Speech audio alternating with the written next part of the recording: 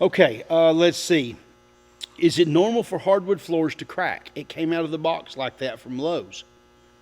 I'm sorry about saying the L word. I'm just reading the question. If your floor is cracked out of the box, that means you have cracks inside the boards. And those are seasoning cracks, okay? As the wood season, you know, first it air dries for maybe 30 days outside, and then it goes into a kiln for a couple of weeks.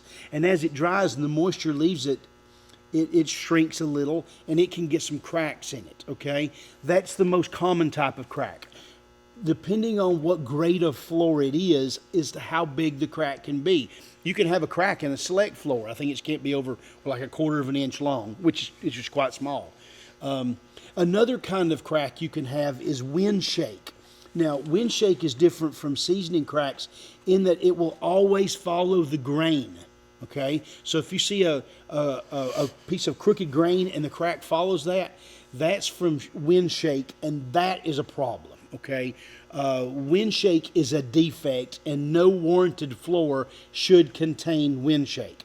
The problem is with wind shake, sometimes you don't see it until a year after the floor was installed. Maybe it goes through a heating and cooling season, and then you get it.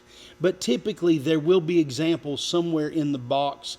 Or if there is any, you'll see a board occasionally, and it's a big problem. Make sure if you catch that, stop what you're doing, take the material back, have examples, and say, hey, this problem, even in cabin grade, wind shake is not allowed. Good answer. Thanks. I felt like I was sounding smart for a minute. Right.